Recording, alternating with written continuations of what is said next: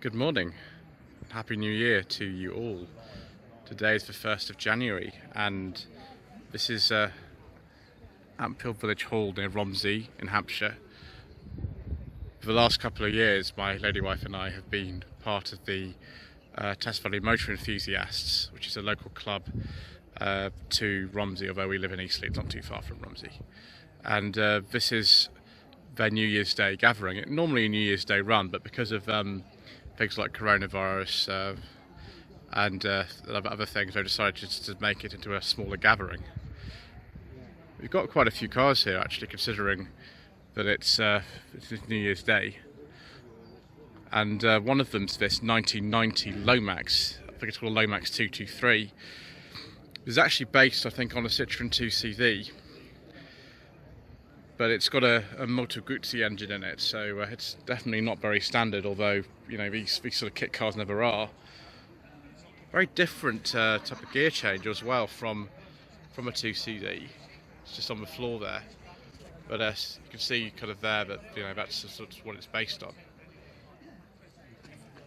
This isn't the only Lomax we've got here today either.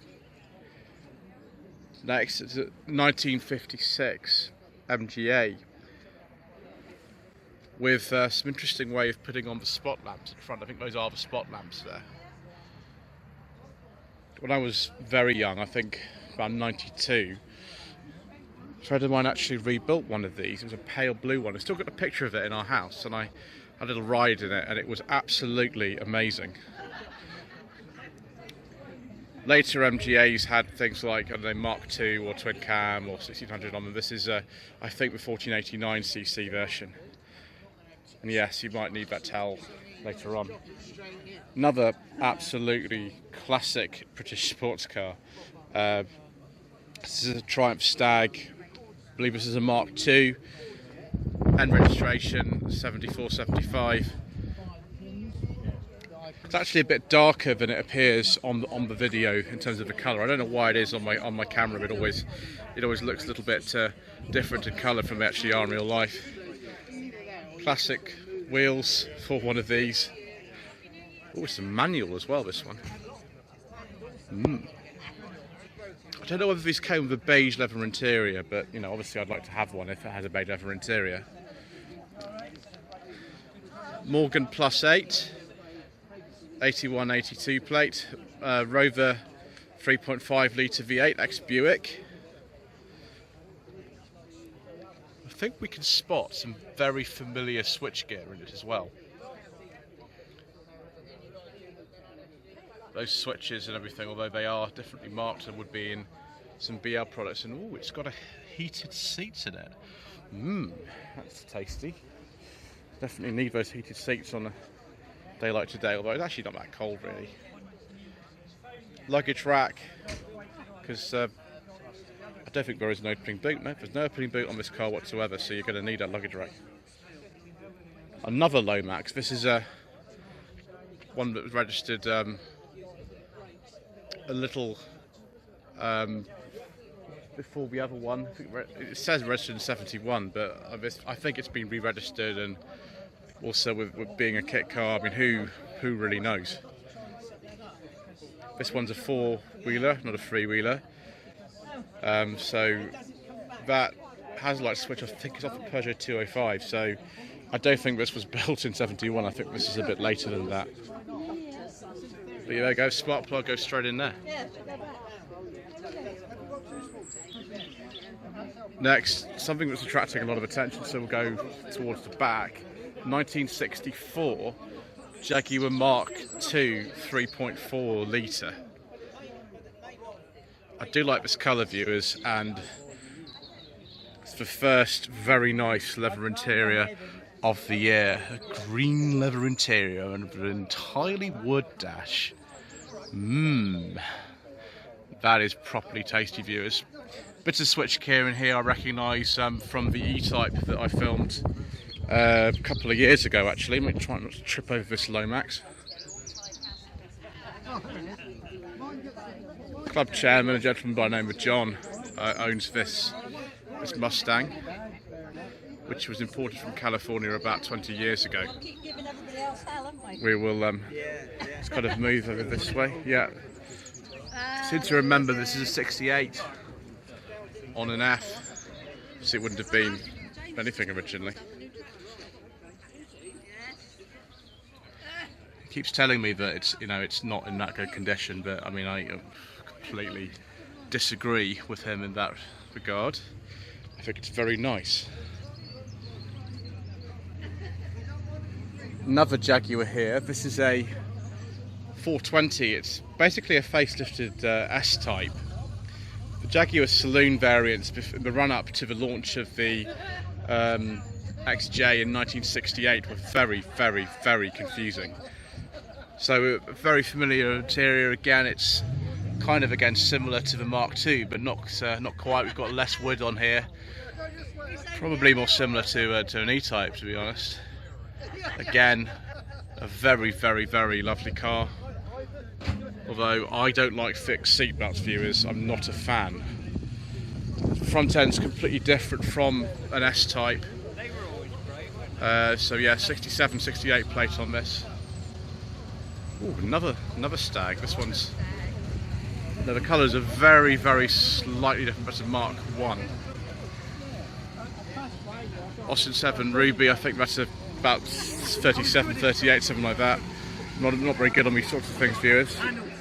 But oh, Triumph TR8. Excellent. The V8 version of the TR7. This one's had a few sort of little cosmetic things done to it. I mean, it's got some driving laps here to make it easy to see at night. 2000 MGF. This one's got, is it a leather interior? I don't know what model this is actually, viewers. I'm not entirely sure, but it just looks like a nice one. There is a review of an MGF coming up on the channel actually quite soon, but it's not in as nice condition as this one. That's absolutely for sure. Let's have a look at this TR8. It definitely is a TR8 rather than a TR7. It's a very sort of interesting period body kit on it. I'm not sure if this body kit was standard or not.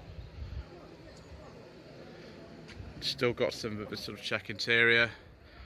Don't know what these seats are out of. They're obviously off something else, but they're not, I don't think, original to the car.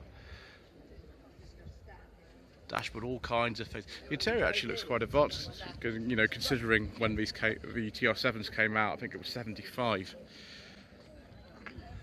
Yes, there's this Austin 7 again. The light is absolutely wreaking havoc with my video today, unfortunately, viewers. Let's go round here. It's another MGF. It's actually I think there's some TS in the club as well. This one's a very late MGF. It's a 2001. I do like this colour, viewers. It's rather nice. It's a green hood. Wow, that's very nice. Strangely, the heater controls in this and the knobs are actually different from the one that that one. They changed them slightly. So a couple of people haven't come in their classics because it's a bit cold for them. So we'll skip over the Micra and the Alto and go straight to this 66 at MGB. So a pretty early one. One thing I really like about these cars is the instruments, which I think were used in a number of other British cars at the time, made by Smiths. And this one's actually got overdrive too. It's pretty good. And fixed seatbelts again, viewers. Not a huge fan of things like that. Ooh, I'll have to come back to that bit later. So we've got a few electrical problems going on here. Let's take it whilst we're here. Let's take a look at this this TD from '51. There's a lot of MGs in the club actually. When you sort of look at how many cars are here, there's a lot of them, and I understand that entirely.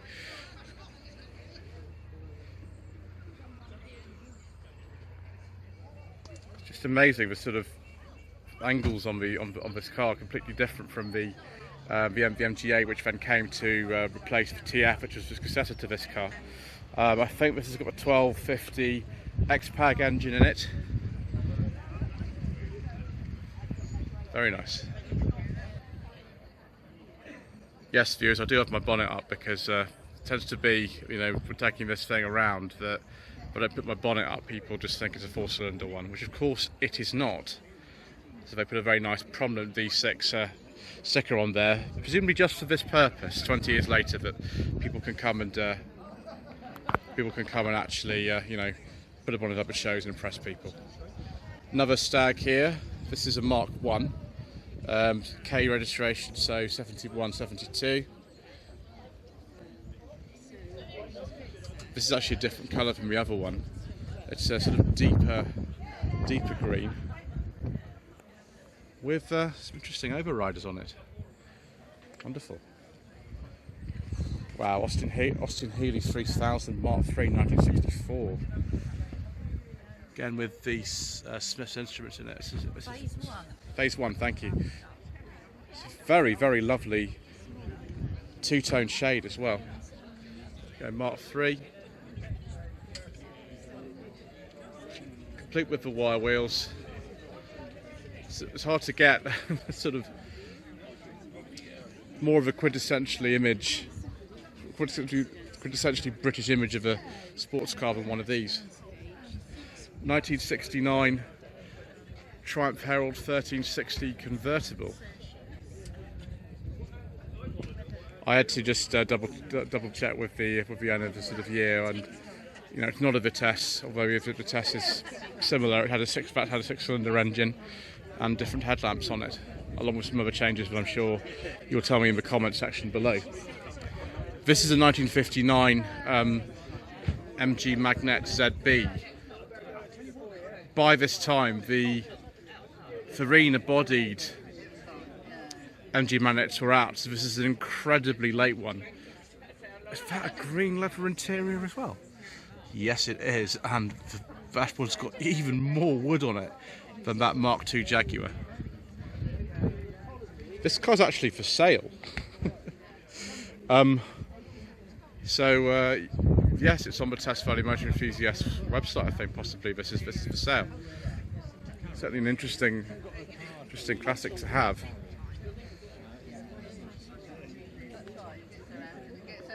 It's a very, very kind of sort of early 50s design. You can kind of just sort of tell. Let's take a look at this Humber Scepter. Now this is the sort of Hillman Super Minx type. There was a later type that came in after this, the Arrow type. This is the 66, so it's quite a late one. 1275cc engine with the Super Minx. When they went to the 1275 versions in 1965, the rear window was reprofiled, but with this one, with the Humber only and not the Singer Vogue, they kept that sort of original rear window type, which is interesting. Right, let's go and have a look at the other MGB down the end.